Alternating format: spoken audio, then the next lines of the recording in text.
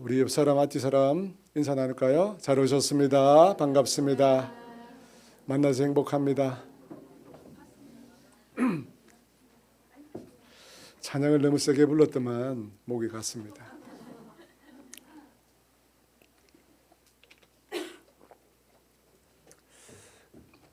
복식호흡을 해야 되는데 목으로 부르니까 가버리네요. 자, 하나님 말씀 같이 봅니다. 사무엘상 17장 28절에서 40절 말씀입니다. 사무엘상 17장 28절에서 40절입니다. 우리 한 목소리로 다 함께 읽도록 합니다.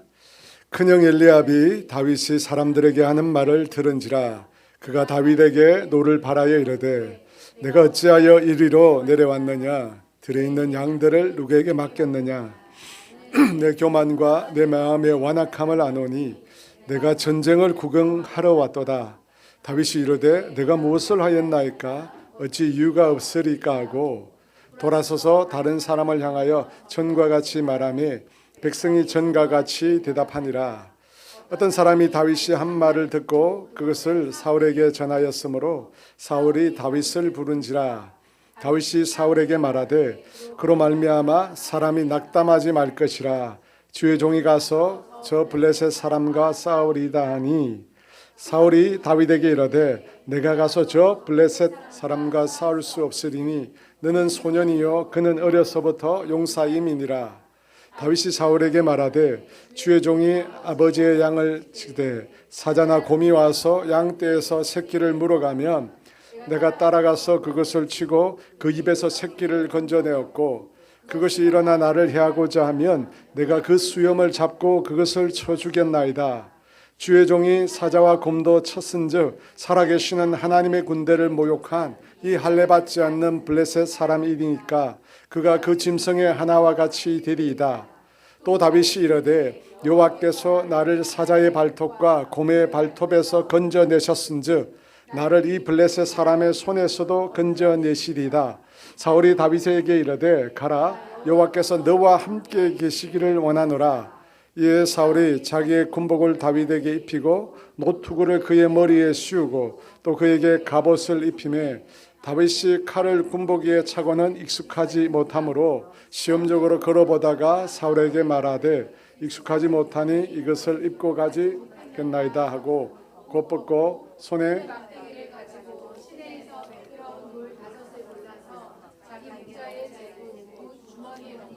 손에 물매를 가지고 블레셋 사람에게로 나아가니라. 여러분 이 말씀의 배경은 다 아시죠? 삼척종자도 다 아는 얘기입니다. 이스라엘 백성과 블레셋 족속이 전쟁을 하고 있습니다. 그 전쟁터에 블레셋 장수 골리앗이 앞서 나옵니다. 여러분 예전 전쟁은 지금처럼 전면전이 아니었어요. 한꺼번에 모두 이렇게 달라붙어 가지고 전면전으로 치르는 전쟁이 아니었어요. 이 고대 전쟁은 각 진영을 대표하는 장수가 나옵니다. 한 명씩 나와서 먼저 전투를 하는 거예요. 두 사람이 먼저 겨루는 것입니다. 그래서 블레셋 진영에서 나온 장수가 골리앗입니다.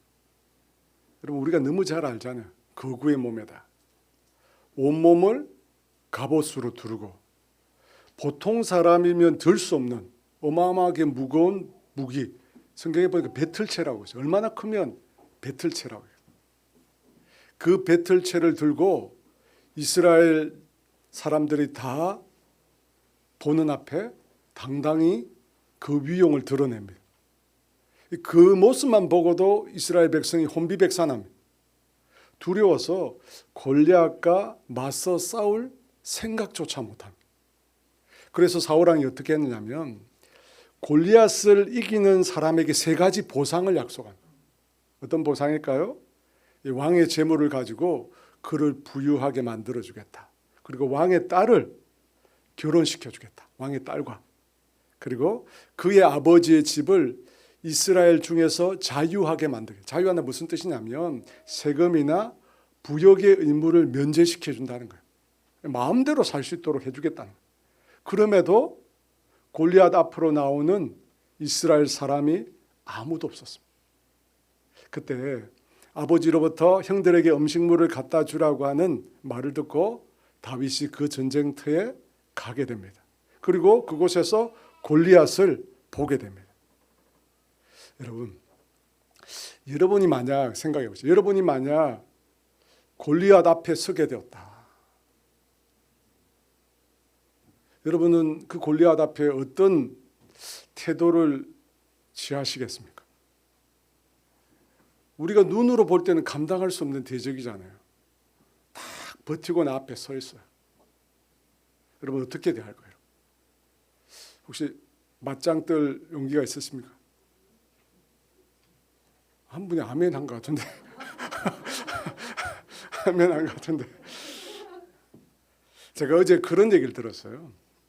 어느 목사님이 하신 얘기인데 자기 막내 동생이 어릴 때 영적으로 눈이 밝아서 이 막내 동생이 귀신을 잘 봤대. 자기 막내 동생이. 근데 그때 그 당시 아버지가 이제 신앙 생활을 하셔가지고 아버지가 이제 가족들을 다 이렇게 모아서 예배, 가정 예배죠. 가정 예배를 자주 드리셨대요. 근데 그때 막내 동생이 그렇게 가족들 다 모여서 예배 드리는 그 현장에서 막내 동생이 뭐라고 얘기하냐면 동네 모든 귀신들이 자기 집에 다 몰려왔대요. 가정에서 예배를 드리고 있는데 가정에서 예배를 괜찮아요. 가정에서 예배를 드리는데 그 예배를 방해하려고 동네에 있는 귀신들이 싹 다 자기 집에 몰려왔대요. 그 막내 그 동생이 눈에 보이는 거예요. 같이 있는 사람들이 눈에 안 보여서 그렇지 여러분. 아니 동네 모든 귀신이 옆에서 다 바로 옆에 이렇게 앉아 있고 해보세요. 지금 옆에 앉아 있어요. 이게 안 보이시죠? 이 정자동에 있는 귀신들이 지금 다 와가지고 여기 진치고 있다니까. 여러분 그게 보인다면 얼마나 무섭겠어요. 저는 오늘 본문에 이스라엘 군대가 지금 바라보고 있는 골리앗이 그런 형상이 아닐까 그런 생각이 듭니다. 여러분 우리가 모여서 이렇게 함께 예배할 때 마귀가 우리 가운데 있습니다. 마귀가 우리 가운데 득실거려요. 여러분 성경에 근거가 있어요. 제 마음대로 얘기하는 게 아니라 성경에 보니까 씨를 뿌릴 때 농부가 나와서 씨를 뿌릴 때 그 씨가 길가의 마음을 가지고 있는 사람에게 뿌려지면 어떻게 된다고 성경에 나와 있습니까? 뿌린 그 씨를 새가 와서 그 새가 뭐라고 합니까? 사탄이 와서 그 씨를 가져가 버린다고. 여러분 그걸 보면 예배의 자리, 기도의 자리, 말씀이 뿌려지는 그 자리가 사실은 마귀가 함께하는 전쟁터와 같은 것이죠. 여러분 그렇잖아요. 전쟁터와 같은 말씀이 뿌려지는 이 현장이 전쟁터와 같은 거죠.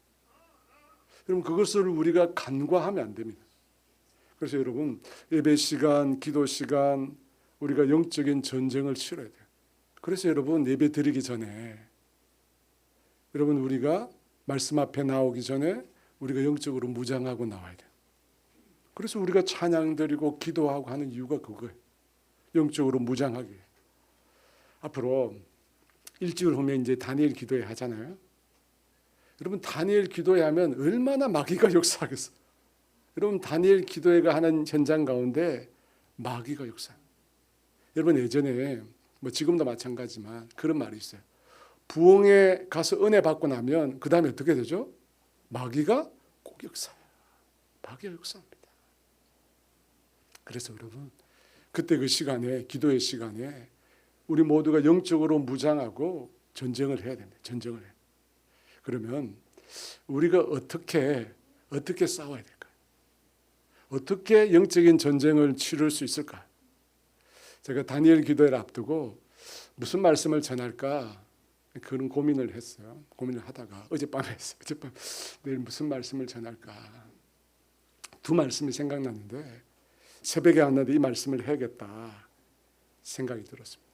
오늘 다윗이 싸운 이 싸움을 중심으로 어떻게 우리가 영적인 싸움을 해야 할 것인가 함께 생각해 보고자 합니다. 다윗이 골리앗과 싸우기 전에 자꾸 사오기 전에 나오네. 큰일이네. 자꾸 사오기 전에 이렇게 말이. 늙어가니까 힘이 빠지나 봐요. 싸우기 전에. 사울왕 앞에 서게 됐습니다. 당시 다윗의 나이는 10대에 불과했습니다. 겉으로 볼 때 다윗은 골리앗의 적수가 되지 못했습니다. 그래서 사울왕도 다윗에게 뭐라고 얘기하냐면, 너는 가서 저 블레셋 사람과 싸울 수 없다고 얘기합니다. 너는 어린아이에 불과하고 저 골리앗은 어려서부터 용사라고 얘기합니다. 그 얘기를 듣고 다윗이 사울왕에게 이런 말을 해요. 34절에 36절 말씀 같이 읽어볼까요? 다윗이 사울에게 말하되 주의 종이 아버지의 양을 지킬 때에 사자나 곰이 와서 양떼에서 새끼를 물어가면 내가 따라가서 그것을 치고 그 입에서 새끼를 건져내었고 그것이 일어나 나를 해하고자 하면 내가 그 수염을 잡고 그것을 쳐 죽였나이다. 주의 종이 사자와 곰도 쳤은즉 살아계시는 하나님의 군대를 모욕한 이 할례 받지 않은 블레셋 사람이리까 그가 그 짐승의 하나와 같이 되리이다. 와, 여러분 이 말씀만 보면 여러분 다윗이 마치 자기 힘으로 사자와 곰을 싸워서 이긴 것처럼 말을 합니다. 그죠? 내가 잡아 죽였다.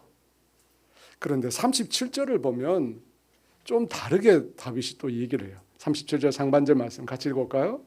또 다윗이 이르되 여호와께서 나를 사자의 발톱과 곰의 발톱에서 건져내셨은즉 나를 이 블레셋 사람의 손에서도 건져내시리라. 다윗이 뭐라고 얘기합니까? 하나님이 다윗 자신을 사자와 곰의 발톱에서 건져내셨다고 합니다. 하나님이, 주어가 하나님이 다윗에게 승리를 주신 것입니다. 여러분, 손자병법에 보면 손자병법 하면 무슨 얘기가 생각나죠? 상대를 알고 나를 알면 백전백승, 지피지기면 백전백승. 근데 여러분, 성경은 우리의 상대인 마귀 원수, 대적 마귀 원수에 대해서 많이 말씀하고 있습니까? 아니, 손자병법에는 지피지기면 백전백승이라고 했는데 여러분 성경을 들여다보면 성경에 마귀에 대해서, 우리의 대적인 마귀에 대해서 많이 말씀하고 있습니까? 없습니까? 별로 말씀이 없잖아요. 아니, 상대를 알아야 되는데 우리의 상대가 되는, 우리가 싸울 대상이 되는 마귀에 대해서 성경이 그다지 많이 말씀하고 있지 않습니다. 뭐 사탄의 기원이 구체적으로 어떻게 되고 조직이 어떻게 되고 숫자가 어떻게 되고 그들이 싸울 때는 어떤 무기를 사용하고 어떤 계략을 사용하고 이런 것들 성경에 별로 없습니다. 하나님이 별로 말씀하고 있지 않습니다. 성경을 읽다 보면 행간에 읽다 보면 겨우 우리가 찾을 수 있지 그 내용을 구체적으로 드러내고 우리에게 말씀하고 있지 않습니다. 여러분 왜 그럴까요? 아니, 상대를 이기려면 상대에 대해서 잘 알아야 한다고 하잖아요. 근데 성경은 그 상대인 마귀에 대해서 자세히 말하고 있지 않습니다. 여러분 무슨 뜻일까요? 왜 지피지기면 백전백승인데 왜 마귀에 대해서 말씀하지 않는 것일까요? 여러분 반면에 마귀에 대해서는 별로 말씀하시지 않는데 우리의 아군이 되시는, 우리의 편이 되신 하나님에 대해서는 어떻게 합니까? 너무나 많이 말씀하고 있습니다. 하나님에 대해서는요 너무나 많이 말씀하고 성경의 모든 장에 하나님에 대해서 이야기하고 있습니다. 여러분 이것은 우리가 영적인 전쟁을 하는 데 있어서 적을 아는 것보다 하나님을 아는 게 더 중요하다는 뜻입니다. 왜냐하면 그 어떤 대적도 특히 우리를 위협하고 우리를 해하고 우리를 실패 속에 절망하게 만드는 그 어떤 세력도 마귀도 결국 하나님의 적수가 될 수 없기 때문에 여러분 하나님의 싸울 상대가 되지 못합니다. 마귀가 하나님 앞에 맞선다는 그 자체가 어불성설이에요. 말이 안 되는 겁니다. 로마서 8장 35에서 37절에 이런 말씀이 있습니다. 같이 읽어볼까요? 누가 우리를 그리스도의 사랑에서 끊으리요? 환난이나 공고나 박해나 기근이나 적신이나 위험이나 칼이랴.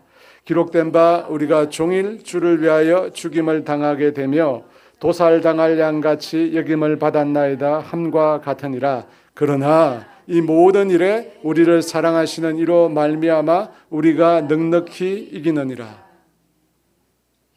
환난, 곤고, 박해, 기근, 적신, 위험, 칼.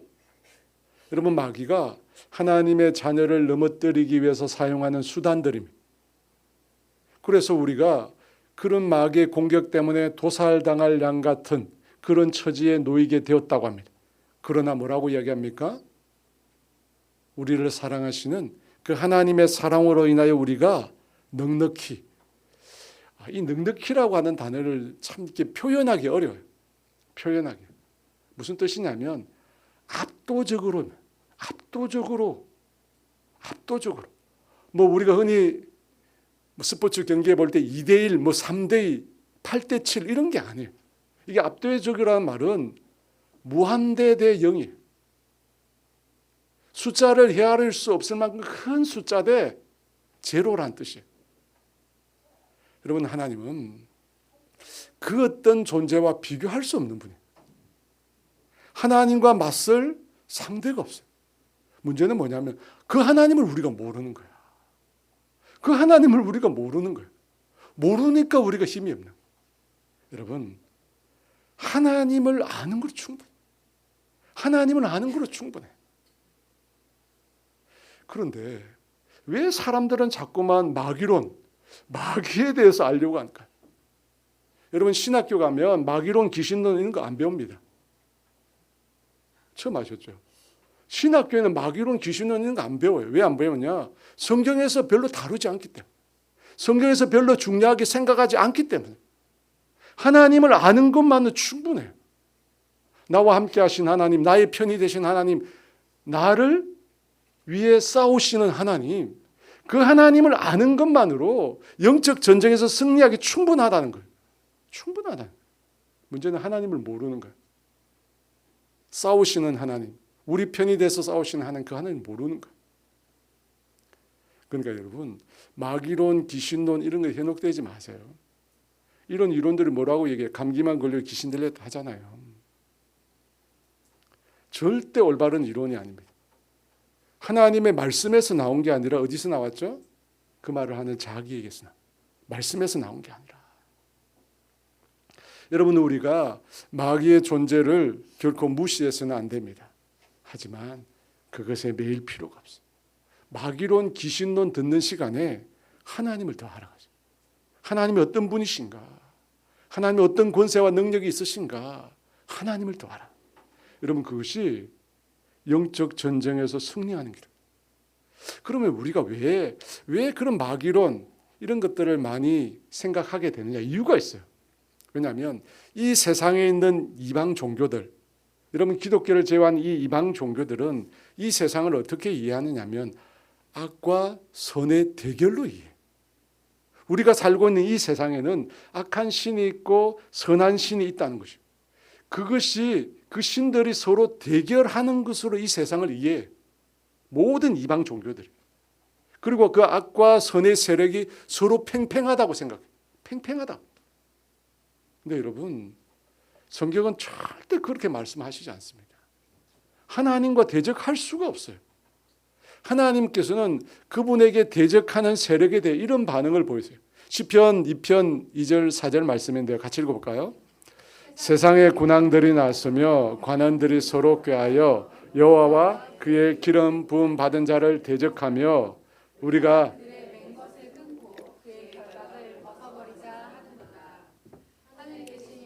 웃으시며 주께서 그들을, 여러분 이 구절 처음 보셨죠?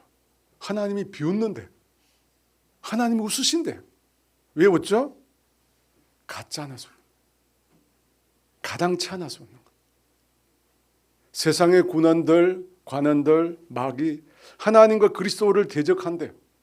그것에 대해 주님이 웃으신대요. 비웃으신대요. 왜? 게임이 안 되는 일, 대적이 안 되는 일. 사랑하는 여러분, 영적인 전쟁은 우리가 주체로 싸우는 전쟁이 아닙니다. 하나님이 싸우시는 거죠. 하나님이 사실은 싸우는 거예요. 그 하나님이 싸우시는데 우리가 그 하나님의 편에 참전하는 거예요. 하나님 편에서 하나님이 싸우시는 거예요. 그래서 우리가 알아야 될 게 뭐냐면 아군의 전력이에요. 아군의 전력, 하나님의 능력, 우리 하나님의 힘, 우리 하나님의 권세, 그걸 알아야 돼요. 여러분, 그걸 알면 끝입니다. 여러분, 다윗을 보세요. 다윗의 말을 들어보세요. 다윗이 골리앗에 대해서 얘기하지 않습니다. 골리앗이 어떻다, 골리앗이 위협적이다, 뭐 그런 말 하지 않습니다. 말할 필요가 없습니다. 대신에 그는 누구를 말합니까? 하나님을 말해요. 하나님이 어떤 분이신지, 하나님이 어떤 일을 행하시는지, 하나님에 대해서. 다윗이 고백하는 하나님 어떤 하나님입니까? 37절 상반절 다시 읽어볼까요? 또 다윗이 이르되 여호와께서 나를 사자의 발톱과 곰의 발톱에서 건져내셨은즉 나를 이 블레셋 사람의 손에서도 건져내시리라. 사자와 곰이 다윗이 치는 양떼를 공격할 때 하나님께서 그 다윗을 사자와 곰의 발톱에서 건져주셨다는 거예요. 다윗이 만난 하나님. 여러분, 그 이전에는 마치 다윗이 싸운 것처럼 이야기하지만 37절에 분명히 이야기하죠. 하나님이 자신을 구원해 주셨어요. 하나님. 그래서 여러분, 다윗에게는 대적이 누군지 상관없다는 거예요. 대적이 누군지 상관없어요. 왜? 하나님이 그 모든 대적을 능히 이기실 분이심을 그가 알기 때문에. 여러분, 성경에 보면 삼손이 사자의 입을 찢어버리잖아요. 기억하시죠? 사자의 입을 찢어서 죽입니다. 그걸 보면 아니, 골리앗도 뭐 사자나 곰보다 더 강하지 않을까, 그런 생각할 수 있습니다. 근데 제가 볼 때는 절대 그러지 않아요. 제가 볼 때는요, 골리앗 그 정도 아닙니다. 그 정도 아니에요. 여러분, 혹시 핏불 테리어라고 아세요? 핏불 테리어 보시죠. 가끔 이상한 분들이 막 끌고 다니잖아요. 무시무시한 개입니다. 이 개들은 다 입마개를 해야 돼. 입마개. 근데 입마개 안 한 개들이 막 돌아다녀요. 무섭게 보이는데 여러분, 그중에 이 핏불 테리어는 사실 크기는 그렇게 크지 않아요. 보통 이 핏불 테리어가 신장이 40에서 50cm 정도 됩니다. 그리고 몸무게가 20kg 안팎이에요. 숭늉 같은 게 27kg까지 나간다는데, 그래서 제가 한 번은 무슨 생각을 했냐면, 저런 개들이 나한테 달라들면 내가 한번 맞짱을 뜨면 어떨까? 개들이 달라들면, 야, 그래도 제가 대한민국 육군 병장 출신이잖아요. 야, 한번 제가 맞짱 뜨면 어떨까? 좀 유치한 생각인데 그런 생각을 해봤어요. 우리 또 군인 또 계시네. 그런 생각 안 해보셨어요? 한다잖아, 봐요. 한다니까. 그래서 제가 찾아봤어요. 과연 저런 개들과 맞짱 떠서 이길 수 있을까? 그런데 저 개들과 싸울 때 개의 크기와 몸무게를 실제보다 3배 이상으로 생각하면 된대요. 전문가들이 하는 얘기. 보이는 개들이 그 실제 크기와 몸무게를 3배 이상으로 생각하면 된대요. 그래서 40, 50cm는 1m 40, 50이 되는 거예요. 몸무게가 40, 50이면 100kg가 넘어요, 여러분. 개가. 이 개가 이렇게 무는 악력, 그리고 달려오는 이 기세, 이걸 고려해 때 겉으로 보는 것보다 3배 정도로 그 힘을 생각하면 된다. 그걸 보니까 맞짱 뜨는 게 이게 쉽지 않겠더라고 하면 생각해 보니까. 그래서 그게 밑에 설명이 나와 있어요. 맹견이 달려들 때 어떻게 해야 하는가. 절대 싸우면 안 된다. 절대. 근데 쉽지 않는데 개가 물면 가만히 있으래요. 개가 물면 가만히 있어요. 팔을 물었다. 가만히 있으래. 가만히 있으면 개가 절대 물어 뜯지는 않는데 물기만 하지. 사람이 이렇게 반항하고 공격하니까 이제 입을 이렇게 털어가지고 물어 뜯는 거지. 가만히 있으면 자기도 좀 이상하다. 이 사람이 이상하다 해서 풀어준대요, 걔가. 근데 제가 보면서 이게 이론은 그런데 실제 이게 걔가 물고 있는데 가만히 있겠어요? 방방 뛰죠. 여하튼 제가 인터넷에 보니까 이 캥거루랑 이게 주먹 날리는 사람이 있더라고. 여러분 보신 적 있습니까? 캥거루하고 이렇게 주먹을 날려가지고 캥거루가 맞아가지고 당황해가지고 도망가는. 여기 보신 적 있어요? 근데 여러분 그거 믿으면 안 됩니다. 뭐 여자분도 막 때리더라고. 근데 여러분 믿으면 안 돼요. 제 생각에 AI 같은데 큰일 납니다. 그거 믿었다가 캥거루한테 하면 차이면 병원 가야 돼요, 여러분. 절대 하면 안 됩니다. 근데 여러분 사자와 곰이 어떨까요? 여러분 맹수는요 엄청난 힘을 갖고 있어요. 예전에 제가 들은 말인데 사자가 먹잇감을 강하게 앞발로 치거든요. 이때 받는 충격이 뭐냐면 1톤이래요. 사자가 팔로 이렇게 강하게 치는데 한 대 맞으면 1톤의 무게를 맞는데요. 그런 맹수에게서 하나님이 다윗을 건져주신 거예요. 그런 맹수에게서.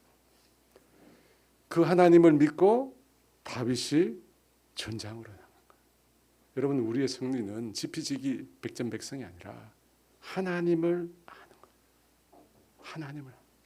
여러분 하나님을 아는 게 영적 승리의 비결입니다.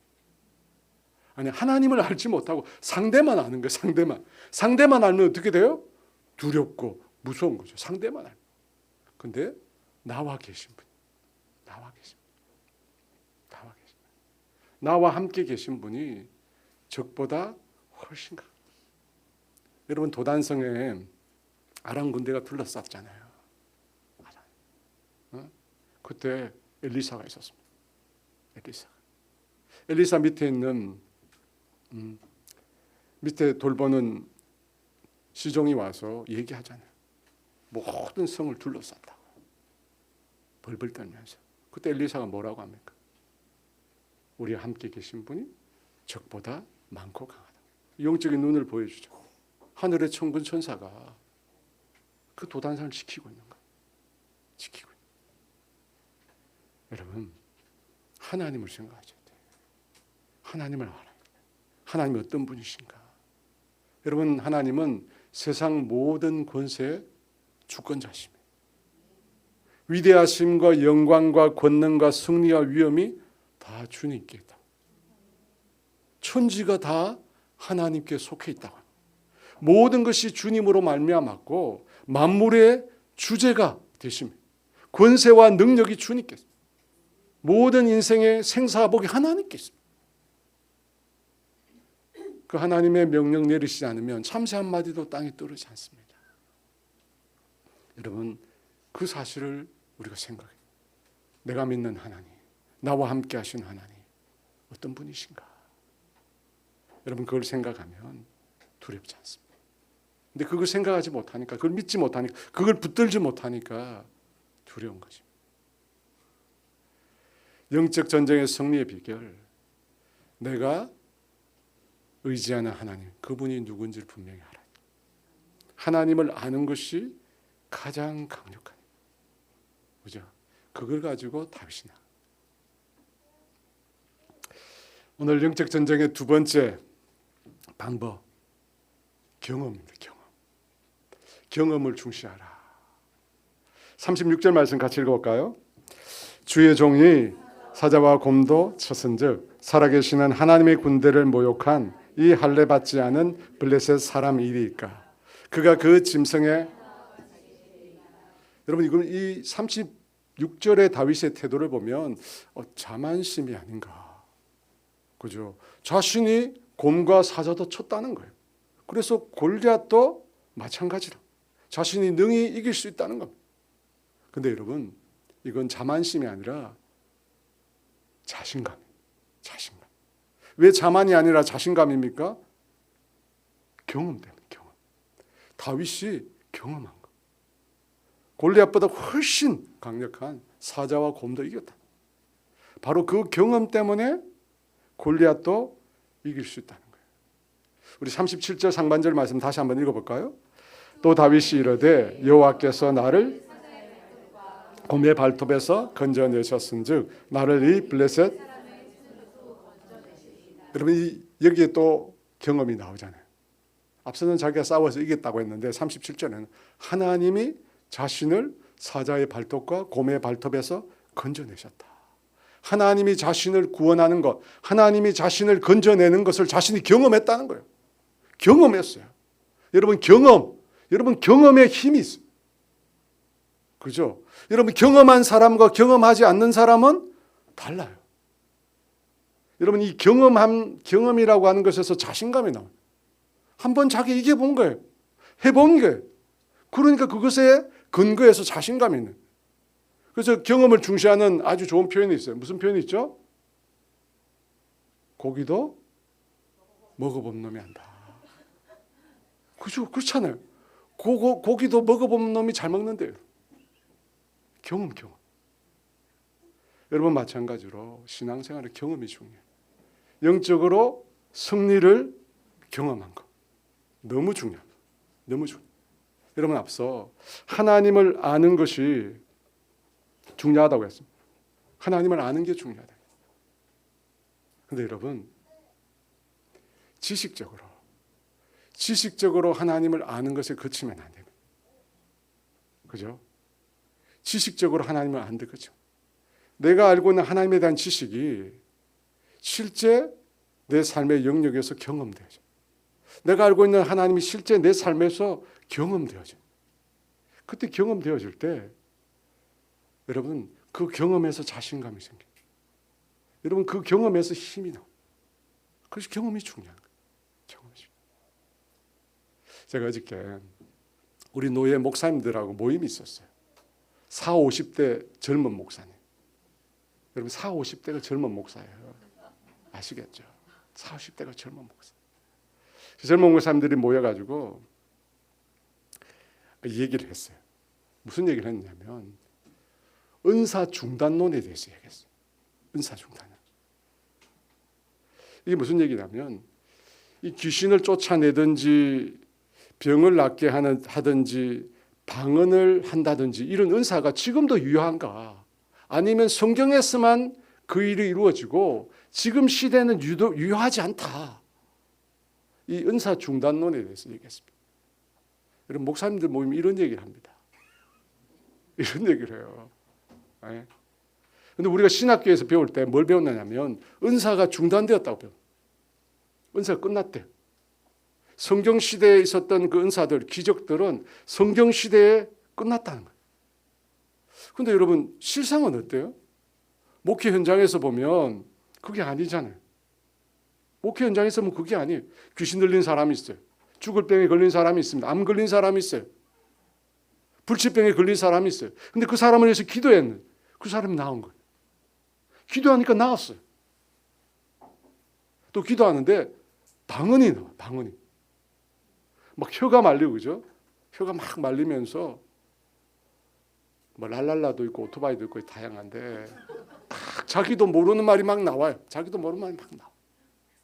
여러분, 방언 중에 중국어 방언이 있습니다. 중국어 방언. 하는 자기는 몰라요. 자기가 뭔 말 하는지 모르는데 중국어를 아는 사람들이 이야기하는, 왜 중국어로 기도한다고? 자기는 몰라요. 저는 영어 방언을 들어봤거든요.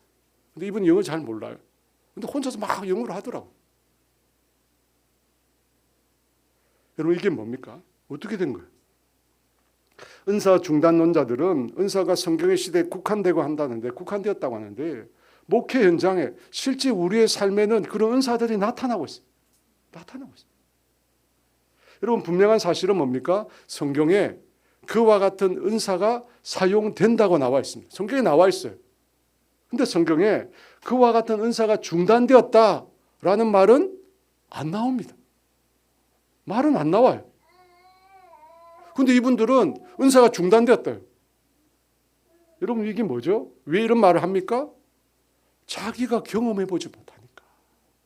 자기가 그런 경험이 없으니까 끝났다고 말하는 거예요. 여러분 이것이 이론의 한계, 지식의 한계. 자기가 경험해보지 못하니까 이론상 끝났다는 거예요. 얘기를 듣는데 어느 목사님 얘기가 나왔어요. 근데 이 목사님이 이 병을 고치는 은사, 병을 고치는 이 신유 사역을 너무나 갈급하게 원하신 거예요. 왜냐하면 아픈 사람이 너무 많잖아요.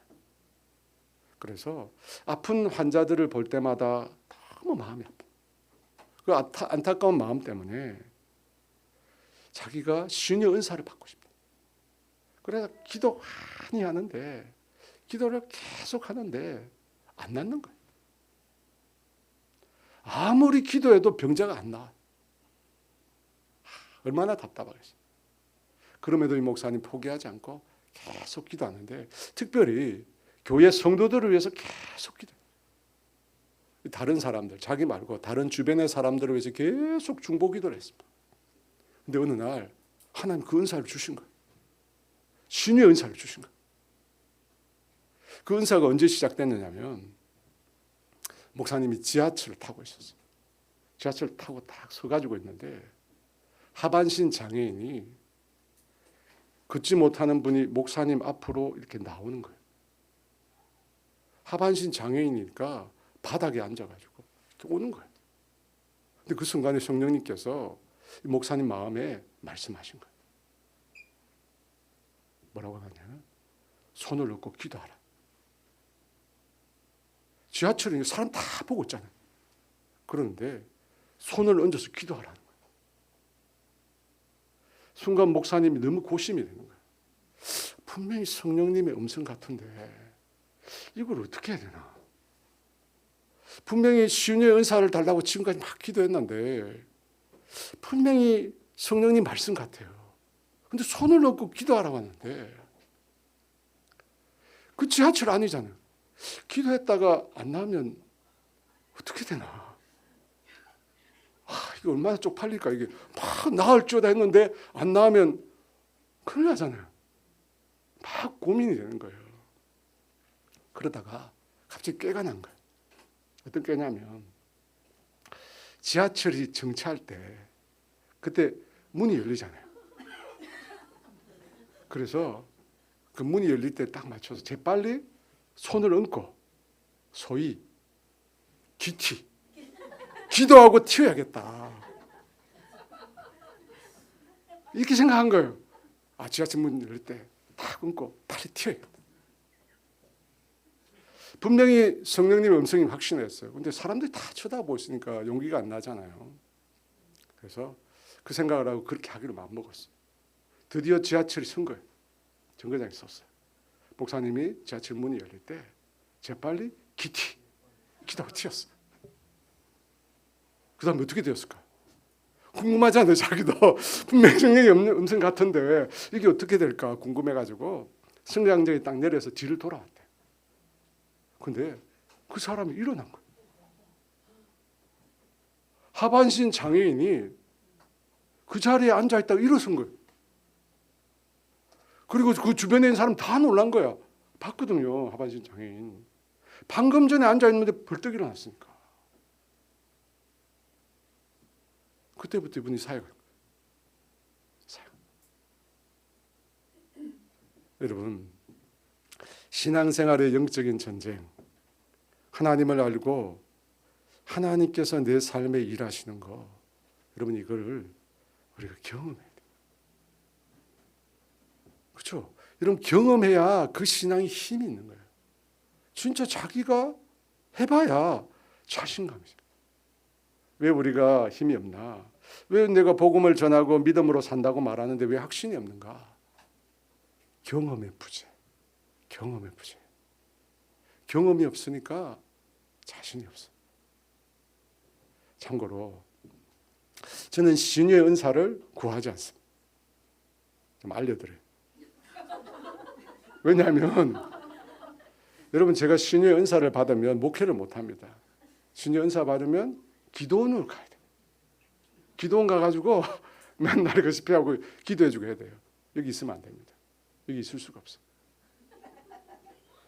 그러면 제가 신유 하나님의 치유하심을 믿지 않는가? 아닙니다. 저는 믿어요. 절대로 믿습니다. 찰떡같이 믿습니다. 근데 신유의 은사에 대해서 주님이 깨닫게 하신 게 있어요. 여러분, 이 한국 사회는 어떤 특징이 있느냐면 신유를 행하는 사람에게 집중해요. 여러분도 그렇죠? 누가 기적을 행한다고 생각해 보십시오. 신유를 행하는 그 사람들을 따르고 추정하는 사람이 엄청나게 생겨요. 근데 여러분, 성경적으로 보면 은사를 행하는 자는 도구예요. 실제로 그 일을 행하시는 분은 하나님이세요.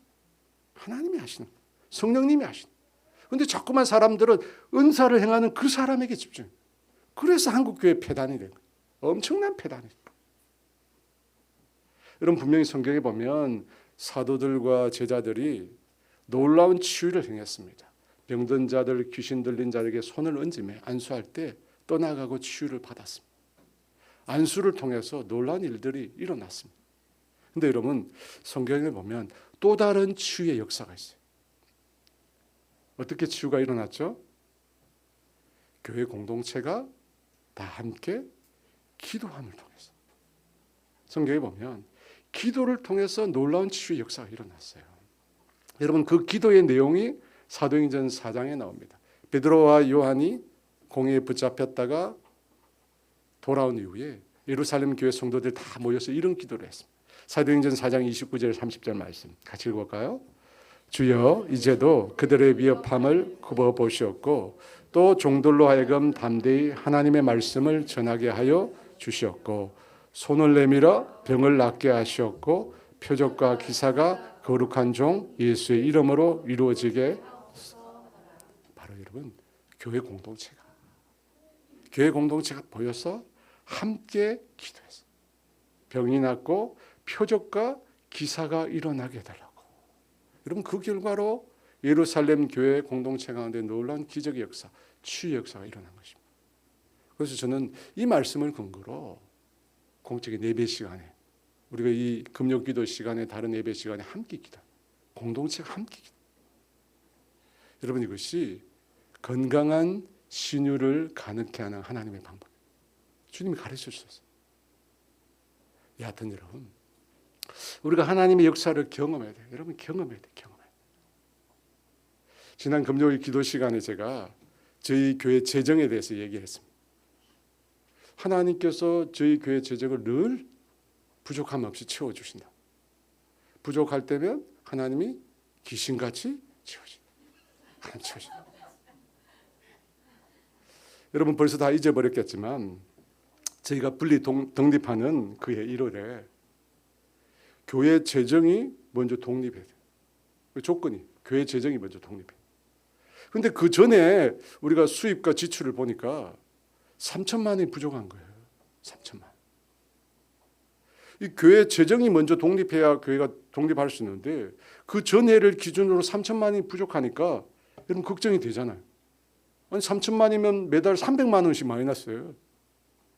그렇잖아요. 이 교회가 분립하고 시작해야 되는데 시작도 못 하겠어요.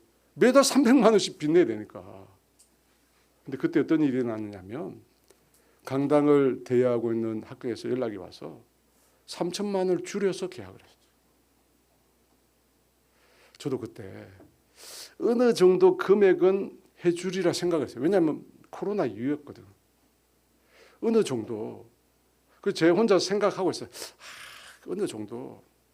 근데 제가 생각한 금액보다 훨씬 많이 줄여서 계약을 했어요. 제가 한 게 아니라 지금 가만히 있었어요. 근데 학교에서 먼저 그렇게 하자고 하더라고요.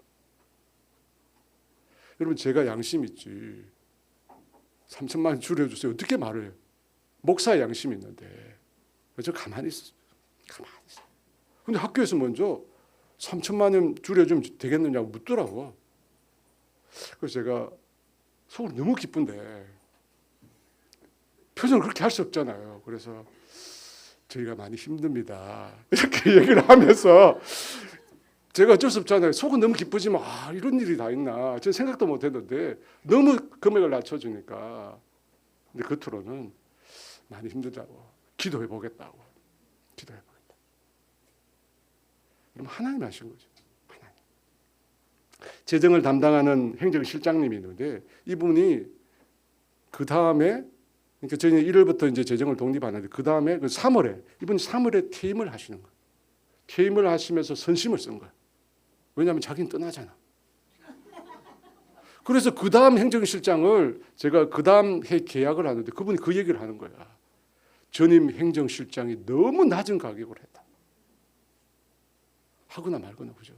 이미 다 지나갔는데 저는 알잖아요. 말은 안 했죠. 3천만 원 부족한데 3천만 원 부족. 근데 주님이 다 가시고 3천만 원을 딱 깎아주죠. 그래서 우리가 재정 시작한 거예요, 여러분. 여러분 그게만 그랬을까요? 아닙니다. 1년 전에 우리 재정 담당하는 장로님이 저한테 돈이 부족하다는 거예요. 목사님, 돈이 부족해요. 1,000만 원 부족하다. 여러분한테 얘기 안 하죠. 저한테 얘기합니다. 목사님 1,000만 원 부족해요. 여러분 어떻게 됩니까? 기도해야죠. 기도해야지. 제가 기도하는 제목이 있거든요. 그 제목 중에 주님 몸된 교회 재정의 창고가 부족하지 않게 해주세요. 우리가 작은 교회, 개척교회 선교사님, 목사님들 섬기는데 부족하지 않게 했어. 부족하다니까 그 기도 막 나오는 거예요. 주님 채워달라고. 근데 어느 날 전화가 왔어요. 우리 교인도 아닌데 전화가 온 거예요. 예전에 성경 공부를 같이 한 적이 있는데 그분이 말씀하는데 자기가 뜻하지 않게 유산을 받았대. 뜻하지 않게. 그래서 우리 교회 헌금하고 싶다는 거예요. 그래서 제가 아니 당신 교회는 놔두고 왜 우리 교회에 하려고 하느냐 하니까 자기 교회도 하고 우리 교회도 하고 그렇게 한대요. 그래서 제가 그런가 하고 보니까 나중에 우리 교회 몰빵을 했더라고. 그래서 제가 또 물어봤어요. 이게 무슨 일이냐. 그러니까 헌금을 하려고 하는데 하나님이 이쪽으로 하라고 마음을 주시더라고요. 다 했다는 거예요. 그래서 여러분 우리 재정이 부족하지 않게 됩니다. 여러분 올해도 마찬가지. 제가 다 말씀은 못 드리지만 부족한 거예요. 또 기도했습니다. 또 기도했어요. 주님, 우리가 나누고 섬기는 교회를 표방했는데 주님 이러시면 안 되잖아요. 재정이 구멍 나면 안 되잖아요. 근데 주님이 또 채워주셔. 놀랍게 채워주셔. 막 넘치게 채워주셔. 이쯤 되면 우리 재정 장로님도 아마 확신하실 것 같은데 모르겠습니다 아직. 여러분 하나님이 누구 채워주십니다. 여러분 우리가 걱정해야 될 것은 재정이 아니에요. 여러분 우리가 고민하고 걱정해야 될 건 뭐죠? 우리가 하나님 말씀하신 것에 순종하느냐, 하나님이 뜻하신 것을 우리가 따라가느냐라고 하는 것을 우리가 고민하고 걱정해요. 그러면 주님이 채워주셔요. 여기 나와 있잖아요. 여기 보이시죠? 너희는 먼저 그의 나라와 의를 구하라. 그래야면 이 모든 것을 너에게 더하시리라. 더하시리라. 여러분 교회뿐만 아니에요. 여러분 가정도 마찬가지입니다. 여러분의 가정의 재정, 자녀들의 미래, 건강, 여러분 이런 거 걱정하지 마시고 우리 가정이 하나님 말씀하신 것에 순종하고 있는가? 여러분 이걸 고민하세요. 우리가 과연 하나님의 나라와 의를 구하고 있는가? 이걸 보세요. 그 나머지는 주님이 다 채우셔요. 사랑하는 여러분, 신앙은 경험이 있어야 돼요. 하나님의 말씀이 실제가 되는 경험이 있어요. 여러분 그럴 때 우리 신앙이 자라요. 여러분 그럴 때 우리가 영적인 전쟁에 이기는 거예요. 경험했잖아요. 골리앗 너 아무것도 아니라는 거예요. 내가 이미 경험했다는 거예요. 너보다 훨씬 강한 대적도 하나님이 다 물리쳐 주셨다.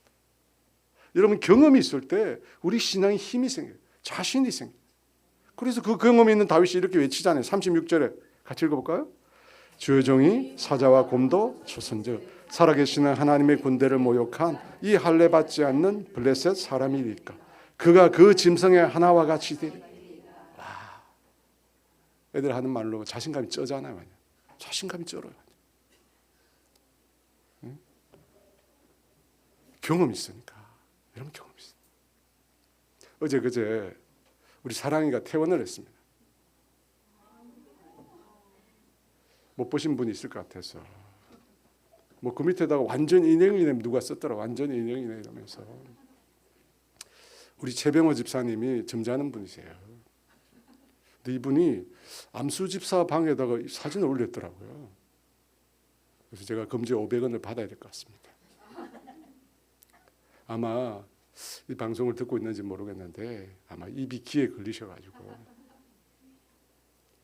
여러분 사랑이는 태어나면서 심장이 한쪽이 작아요.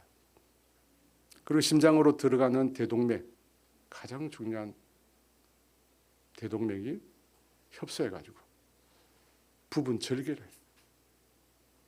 여러분 생각해 보세요. 저 작은 아이가 그런 대수술을 받는다. 여러분 생각만 해도 가슴이 무너져요. 그렇잖아요, 여러분. 가슴을 열어야 돼요. 어른들처럼 이렇게 배꼽으로 들어갈 수가 없어요. 가슴을 열어야 돼요.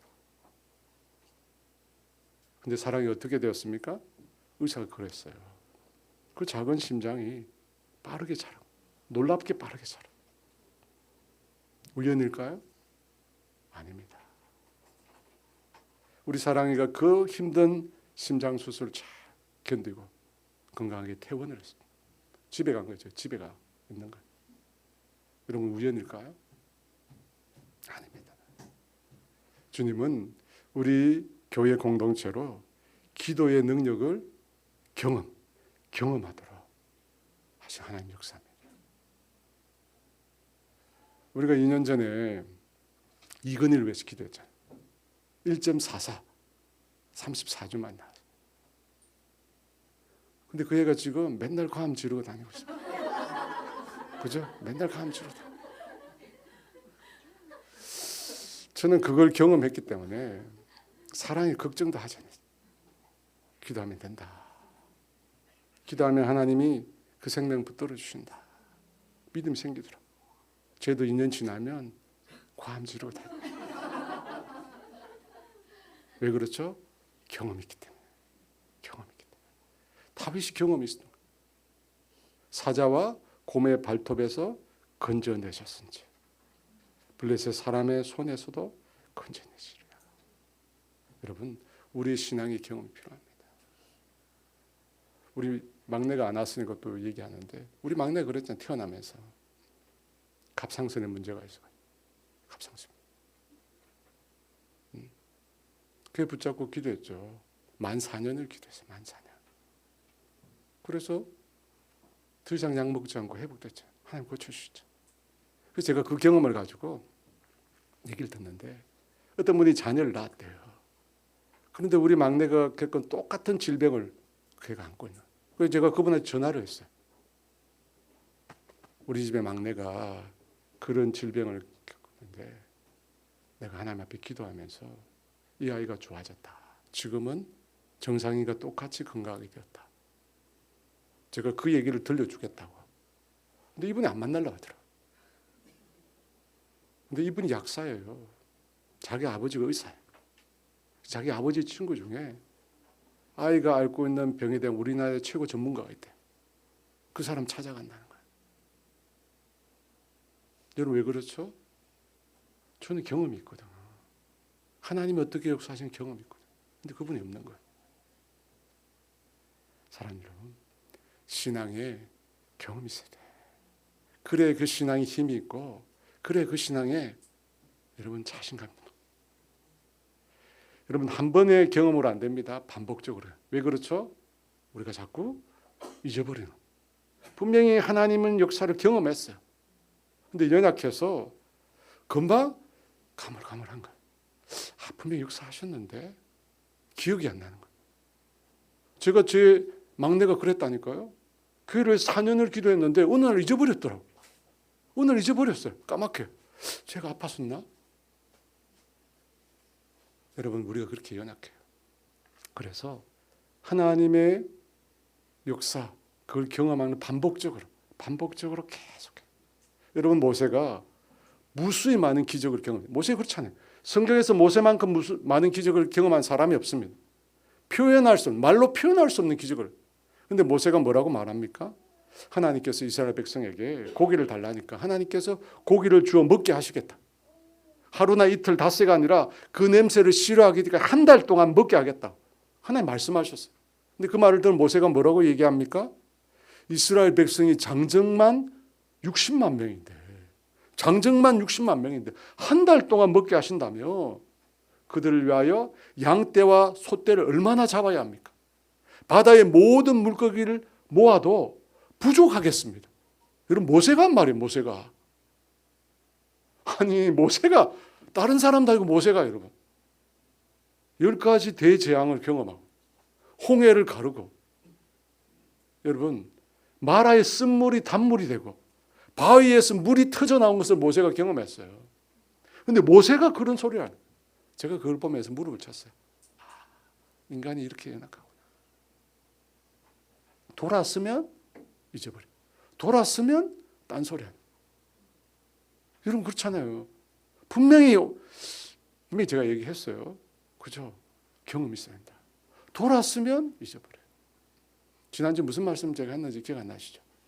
누구를 목사님 지난주에 얘기했지? 돌았으면 기억이 안 나. 그래서 여러분 반복적으로 꾸준히 경험해야 돼요. 경험. 많은 분들이 지식적으로 하나님을 인정하는 것 같은데 경험으로는 알지 못합니다. 그래서 여러분 그 신앙이 힘이 없는 것입니다. 자신이 믿고 있는 그 신앙에 대한 확신이 없습니다. 종교난에 기독교라고 쓰지만 예수 믿는다고, 나 예수 믿고 구원 얻었다고 자신에게 말 못해요. 사랑하는 여러분, 우리가 영적인 전쟁, 우리가 싸우는 이 영적인 전쟁에서 이기기 위해서 하나님을 알아야 합니다. 어떤 분이신지 분명히 알아야 돼요. 그리고 내가 아는 하나님, 그 하나님을 경험해야 합니다. 여러분 이 두 가지가 우리 신앙에 반복적으로 나타나요. 반복적으로. 여러분 그렇게 할 때 영적으로 강건해집니다. 힘이 생겨요. 영적 싸움에서 이겨내는 것입니다. 여러분 오늘 설교 제목이 무엇입니까? 하나님을 자랑하는 간증의 주인공이 되라. 왜 이 제목을 한지 아시겠죠? 저와 여러분이 하나님을 경험함으로 간증의 주인공이 돼요. 의제의 하나님에 대한 경험만 부족합니다. 매일 매 순간 새롭게 주님을 만나요. 특별히 여러분 다니엘 기도회 하잖아요. 여러분 마음의 결단하시고 정말 주님 이번 기회에 내가 하나님 한번 경험하고 싶다. 내가 머릿속으로만 아는 하나님, 맨날 들은 하나님, 정말 실제로 역사하시는 하나님을 내가 경험하고 싶다. 여러분 그걸 경험하는 자가 우리의 삶에 일어나는 영적인 그런 문제, 영적인 전쟁에서 넉넉히 이기는 거예요. 봐라, 사자와 곰도 이겨. 사자와 곰도 이겨. 골리앗 아무것도 아니라는 거예요. 그런 신앙 갖게 되는 저와 여러분 되시기를 주의 이름으로 축원합니다. 우리 나를 지으신 이가 하나님, 우리 하나님 생각하시면서 이 찬양 드리겠습니다.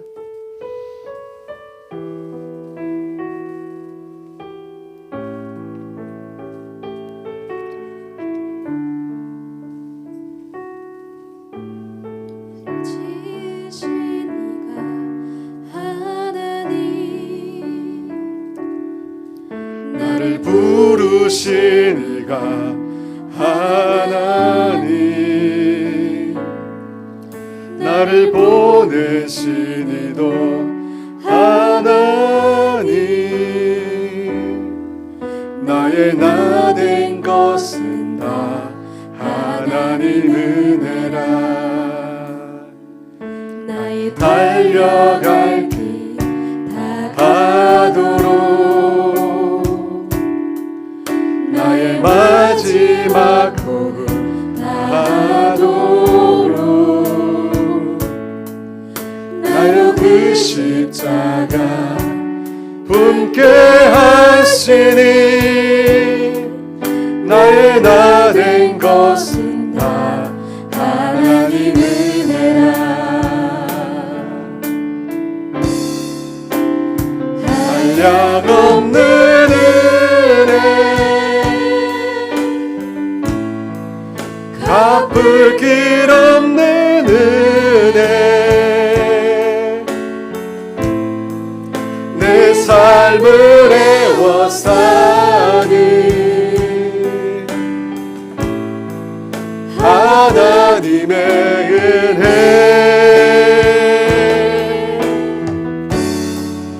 나 주저함 없이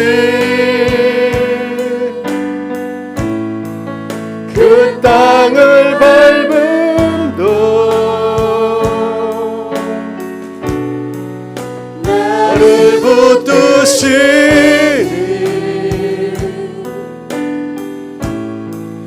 하나님의 은혜. 우리 한번 할까요? 나를 지으신 이가 하나님 나를 부르신 이가 하나님 나를 보내신 이도 하나님 나의 나 된 것은 다 하나님 은혜라 나의 달려갈 길 나가도록 나의 마지막 호흡 다하도록 나로 그 십자가 품게 하시니 나의 나 된 것은 다 하나님 은혜라 한량없는 은혜 갚을 길 없는 은혜 내 삶을 애워 사는 하나님의 은혜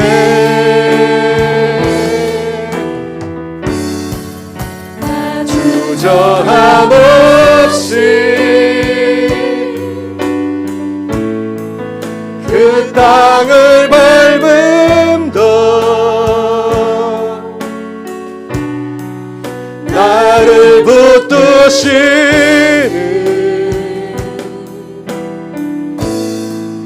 하나님의 은혜.